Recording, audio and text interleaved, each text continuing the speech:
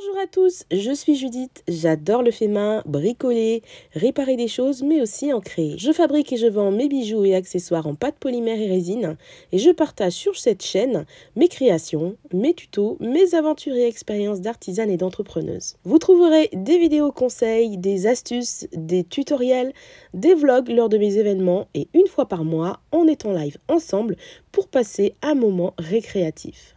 J'ai d'autres loisirs comme la couture et la cuisine et si vous êtes curieux de savoir ce que je couds ou ce que je cuisine, retrouvez en description les liens vers mes chaînes Ola Cousette et Ola Couquette.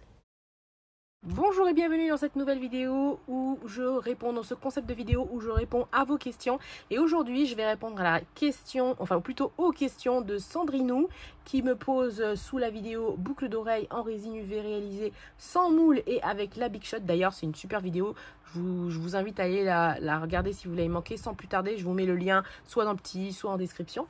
Alors, Sandrinou me demande, donc bonjour, j'aurais plusieurs questions s'il vous plaît.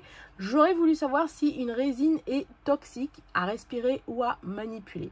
Je dirais, à partir du moment où on part d'un produit qui est transformé chimiquement, on va dire, d'un produit chimique, moi je pars toujours, bon après je ne suis pas une pro, hein, mais par mesure de sécurité, je pars du principe que ça peut, comment dire, jouer sur ma santé. Je me renseigne, je lis beaucoup à ce sujet. Et ce que je lis ne me rassure pas. Donc, voilà. Enfin, je fais attention, je mets un masque, je mets des gants, je travaille dans une pièce ventilée, voilà, chose que je vous ai toujours dite.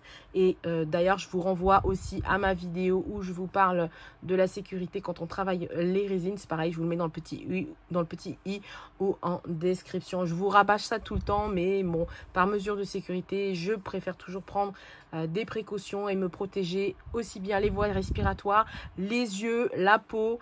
Donc moi j'ai pas un terrain allergique, mais si vous avez un terrain allergique, surtout portez des gants. Portez des gants en nitrile, ce sont les gants les plus adaptés, je dirais, pour travailler les résines. Et faites attention, on travaille dans une pièce ventilée, sans animaux, sans enfants, sans nourriture. Voilà, c'est pas en fait un hobby, c'est pas de la pâte à sel. Hein, c'est vraiment des produits qui sont chimiquement créés, donc il faut faire attention. Mais dans la mesure où vous travaillez que quelques minutes, quelques heures, enfin, il ne faut pas que ce soit prolongé. Par exemple, vous pouvez très bien travailler sur une pièce, sur un projet, si vous ne restez pas trop longtemps et surtout si vous travaillez dans une pièce, une grande pièce aérée, ça va si c'est qu'occasionnel. Mais si vous travaillez pendant de longues heures, franchement, je vous recommande de porter un masque et de prendre les précautions qu'il faut pour éviter d'inhaler la composition qu'il y a dans les résines UV. Et surtout, alors là où c'est le plus critique en fait, c'est quand ça passe en catalyse. Dès qu'on met sous catalyse, il y a une espèce de fumée qui se dégage. Et c'est cette fumée justement, enfin je dis fumée, mais il y a sûrement un autre terme bien approprié, hein, qui se dégage justement, qu'il ne faut surtout pas inhaler. Puisque je parle de lampe UV et de catalyse, j'en profite pour vous dire que de faire attention aussi à vos yeux. Donc par exemple, quand vous catalysez, ne regardez pas en fait trop longtemps les rayons ultraviolets. Donc si vous avez des lunettes anti-UV, alors c'est top, mais protégez vos yeux ou bien détournez le regard plutôt. Moi ce que je fais, c'est que j'ai mis devant ma lampe UV, j'ai mis en fait un cache en carton que j'ai scotché sur le devant et c'est impec comme ça. Du coup, les rayons UV sont contenus dans ma lampe UV et ne m'atteignent pas. Et quand j'utilise ma torche, eh bien, je détourne la tête. Avant d'appuyer sur le bouton, je regarde là où je dois viser. Une fois que c'est bon, j'ai ma cible, je tourne la tête et j'appuie en fait et je catalyse. Donc voilà, j'essaie le moins possible d'abîmer mes yeux et voilà. Sinon, faut-il se protéger? Oui. La résine est-elle toxique? Certains vous diront non parce qu'il y a des résines qui ne sont pas toxiques. Mais moi, pour moi, je pars du principe que faut se protéger. Alors Sandrinou, vous avez raison de poser ces questions parce que je trouve que on n'a pas trop d'informations à ce sujet-là. En tout cas, les marques, les fournisseurs nous en donnent pas, en tout cas assez comme je souhaiterais. Enfin, je dis les fournisseurs, c'est pas toutes les marques, hein. Je sais que Padico, eux, donne vraiment des informations là-dessus. Résine acrylique, à séchage UV, plus d'informations sur le QR code.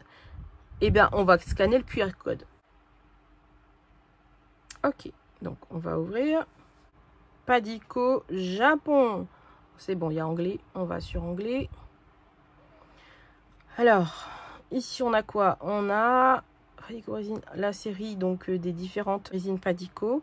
La Star Drop, la New Sun Drop, la Moon. Ok, alors qu'est-ce qu'on nous dit? Ok, on nous donne en fait les spécificités. Before, alors avant d'utiliser la résine. Alors là c'est bien parce qu'on nous donne des instructions et ça c'est appréciable. C'est pas toutes les marques qui le font. Donc de bien lire les instructions sur la bouteille. Alors le souci c'est que moi je lis pas le japonais. Ah, on est d'accord.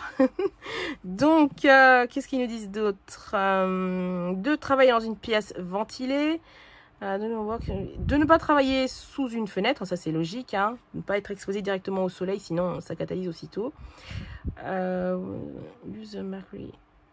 Alors, quand on travaille avec une lampe à mercure, ah oui d'accord, c'est-à-dire que certaines lampes, pareil, hein, ont le même effet qu'avec les rayons du soleil. Certaines lampes de bureau, de travail, eh bien, projettent de la lumière UV et du coup catalysent aussitôt la résine. Donc, faut faire attention à ce type de lampe. Alors, mettre un plastique, oui, d'accord. Mettre une protection, une feuille de plastique. Ah, bah voilà, ou cooking sheet. Cooking sheet, c'est une papier sulfu. Papier sulfu, ça le fait aussi. Pour protéger donc son workplace, son plan de travail. Donc ça c'est bien, il nous donne des indications super intéressantes et efficaces. Alors éviter le contact direct avec la peau, donc ça c'est logique. Wipe the... Alors nettoyer avec une lingette à l'éthanol et se rincer, avec du savon, de l'eau et du savon. Alors, évitez évidemment le contact avec les yeux. Il faut rincer aussitôt et nettoyer avec de l'eau claire. Alors, évidemment, hein, les enfants n'ont pas le droit de jouer avec ça. De mettre des gants. Ah, voilà. Wear gloves. Alors, portez des gants si vous avez un terrain allergique. Déconseillé. Voilà, là, il est déconseillé aux femmes enceintes et puis de travailler de trop longues heures dessus avec... Voilà, il nous recommande d'ailleurs de prendre des pauses, de faire des pauses. C'est bien ça. Ici, qu'est-ce qu'on a? Padico Basic Resin. On a des instructions. Bah, c'est bien. On a des instructions en photo. C'est bien. Qu'est-ce qu'il faut faire et qu'est-ce qu'il ne faut pas faire? Le choix des lampes. Comment la conditionner? Le temps de cuisson, j'allais dire. Non, mais le temps de catalyse en fonction des lampes et en fonction des modèles de résine. Ensuite, qu'est-ce qu'on a? Les questions-réponses, ça c'est bien. Les questions que nous posons et eux nous répondent. Quel type de gants? Comment retirer de la résine sur les vêtements?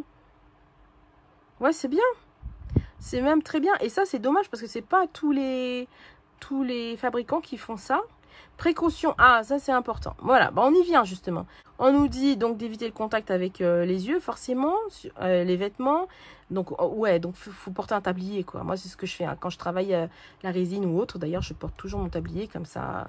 Si je fais des bêtises, et ben c'est le tablier qui prend cher. Bon là on a toutes les recommandations. Voilà. Et les précautions à prendre. If you feel sick, stop doing the work. Si vous vous sentez mal, arrêtez de travailler. Voilà. Do not use or put crude items in aquarium. D'accord, c'est pas fait pour les aquariums. Ok, on a tout plein de précautions. Et ça, c'est top.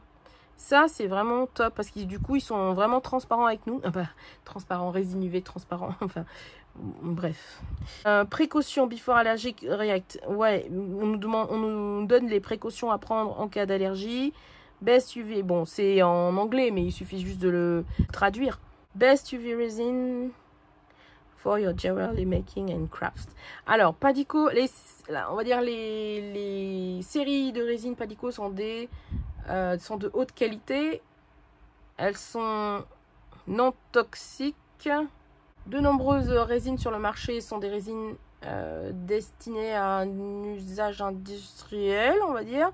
Mais les résines Padico sont formulées avec des ingrédients aux normes de sécurité et qui sont fabriqués à des fins de fabrication de bijoux et d'artisanat. Sécurité. La résine donc Padico a des bonnes performances de sécurité qui répondent aux règlements de l'Union européenne. Donc en gros, elle a été testée à des tests donc de sensibilité et elle serait non toxique. Elle est aussi non inflammable. Voilà. Donc si ils disent à la fin, si on veut, donc si on a des questions, de les poser, ils nous répondront. Donc voilà, ce genre de démarche, franchement, je trouve ça top par rapport aux fournisseurs. Si tout le monde, tous les fournisseurs pouvaient faire ça, franchement, ce serait top. Donc c'est pour toutes ces raisons que moi je choisis de travailler avec la Padico principalement, puisque au vu de toutes les qualités qu'elle apporte, voilà, certes elle est un peu chère, mais franchement vu tout ce toutes les qualités qu'elle a, moi ça me dérange pas de payer le prix, et puis ça me garantit surtout que mon bijou ou mon accessoire dure le plus longtemps possible et soit de super qualité. Moi, ce que j'aimerais, c'est que les fabricants mettent à notre disposition justement une fiche produit avec toutes les informations importantes de sécurité, la composition, les risques sur la santé et sur l'environnement, les précautions à prendre pour travailler avec le produit en toute sécurité et surtout les choses à ne pas faire pour ne pas se dégrader la santé et aussi l'environnement. Qu'on sache à quoi s'en tenir véritablement et surtout qu'on ne mente pas, qu'ils fassent des tests au préalable. Je vous mets d'ailleurs en description un type de fiche de sécurité que j'aimerais bien qu'ils mettent en place afin d'être complètement transparent avec nous les utilisateurs. Alors les fabricants, si vous passez par là, entendez-moi, hein. Donc j'espère qu'ils m'entendront et qu'ils rendront disponible cette fiche aux utilisateurs particuliers et passionnés comme nous. Certains fabricants le font, hein, et ça c'est très bien, et ils créent même un blog, une foire aux questions ou un espace sur leur site où poser toutes nos questions. Donc une fiche où tout serait répertorié en une page, en une fiche, eh bien ça serait top. Donc je pense avoir répondu à cette question quant à la toxicité de la résine à respirer ou à manipuler. Donc si le travail est très prolongé, un masque. Si c'est vraiment occasionnel et que c'est vite fait, allez, on ouvre bien toutes les fenêtres et on fait, voilà, on travaille dans une grande pièce aérée et ça va, ça peut passer. Question numéro 2. Faut-il la diluer ou l'utiliser directement via le flacon? Eh bien, elle est prête. L'avantage avec cette résine, c'est que depuis tout à l'heure, je vous présente pas les résines, mais en gros, c'est les résines que j'ai actuellement. J'ai travaillé avec quelques marques de résines, dont la Pavelka, la Ciao Ciao, d'autres résines qui me reviennent pas comme ça, mais en gros, celle que j'ai aujourd'hui, enfin celle qu'il me reste en stock, c'est celle que vous voyez là, c'est-à-dire la résine Decorum, celle-ci, trèfle, la Sundrop de chez Padico. J'ai plus de Stardrop. Il faut que j'en recommande depuis le temps que je le dis. La Moon de chez Padico aussi. Et la Frenchion, ça c'est pas ce qu'il m'en reste, parce que dès que c'est fini, j'en recommanderai plus. Hein. Mais voilà, c'est ce qui me reste plus grand chose. Hein. Il doit me rester à peu près ça dans la bouteille de 500 ml. Mais je la recommanderai plus puisque en fait l'usage que j'ai avec ce type de résine, eh bien maintenant je prends celle-ci. Donc il n'y a pas besoin de diluer, elle est déjà prête et c'est ça justement l'avantage des résines UV, c'est qu'il n'y a pas de composants A et composants B à mélanger comme avec par exemple les résines polyuréthane ou époxy. Et ça c'est cool, c'est d'ailleurs l'un des bons points des résines UV, c'est qu'il n'y a rien à mélanger, tout est prêt. Question numéro 3. Est-ce que la résine tient bien sur la pâte Fimo ou porcelaine froide? La résine tient-elle bien dans le temps ou au contact de l'eau? Eh bien, oui, la résine, moi je résine mes pièces en Fimo. Alors par contre, quand on résine sur des pièces, que ce soit en Fimo ou autre, il faut vraiment s'assurer que la surface ne soit pas super ultra lisse. C'est-à-dire si jamais vous voulez poncer votre pièce, vous pouvez la poncer, mais vous ne la lustrez pas par exemple. Hein. Et il ne faut pas poncer avec un grain trop... Enfin, moi je m'arrête, allez, 500, 600, 1000... Voilà, en fait, plus la surface est fine et moins il y a forcément d'accroche. Donc, voilà, il faut créer quand même une petite accroche et éviter de résiner sur une... Mais ça vaut aussi bien pour les résines UV que pour les résines époxy. Hein. Faut vraiment avoir une surface qui ne soit pas trop lisse pour qu'il y ait donc une accroche. Sinon, on nettoie bien la pièce, on la dégraisse bien à l'alcool par exemple, et puis après on peut appliquer la résine UV. Sur la porcelaine froide, je peux pas vous dire puisque j'ai jamais essayé. Je dirais très certainement puisque on peut la peindre, on peut la vernir. Donc très certainement, mais j'ai jamais essayé. Si quelqu'un d'ailleurs a la réponse, n'hésitez pas à répondre en commentaire et à donner votre avis, vos expériences à ce sujet-là. La résine tient-elle bien dans le temps? Eh bien, j'ai envie de te dire oui, elle tient bien dans le temps puisque la majorité, en tout cas celles que j'utilise, ont un traitement anti-UV qui les fait tenir longtemps. Maintenant, en fonction des marques, comment te dire voilà, moi je sais que pour l'avoir lu et testé, les résines Padico sont très performantes et c'est pour ça que je travaille essentiellement avec elles, surtout quand je fais du bijou, que je cherche à avoir la transparence, que je cherche à avoir des bijoux solides et qui durent dans le temps. J'utilise la Padico qui a fait ses preuves. Donc par contre sur d'autres marques je ne saurais pas dire, mais je sais que... la Padico, j'arrête pas de vous le dire, hein.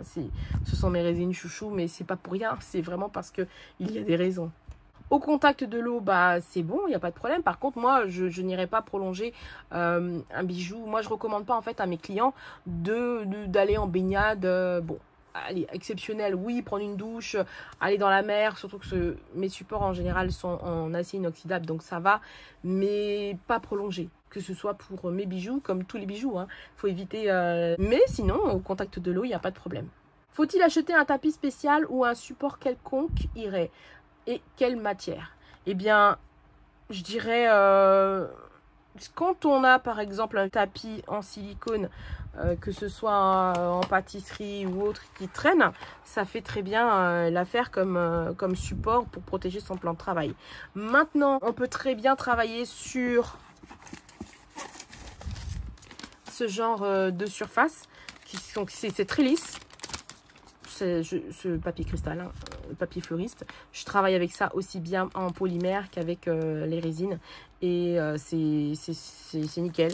Donc on peut mettre un tapis de protection, enfin une surface, un bout de ça là sur son plan de travail. Si la résine coule dessus, il suffit de catalyser ou d'essuyer, de catalyser, puis ça s'en va, ça s'épluche facilement, ça s'en va très vite de ce papier cristal. Donc une alternative au silicone, au tapis en silicone, ce serait donc le tapis cristal.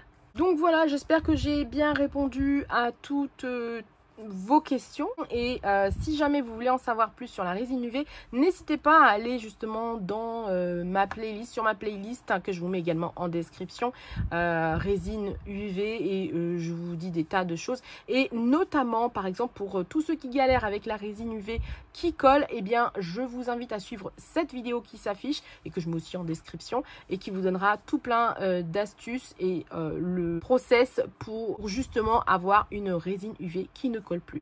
Allez, sur ce, je vous envoie des bisous, je vous dis à très vite dans la prochaine vidéo. Portez-vous bien et surtout n'oubliez pas, souriez, vous êtes coquette.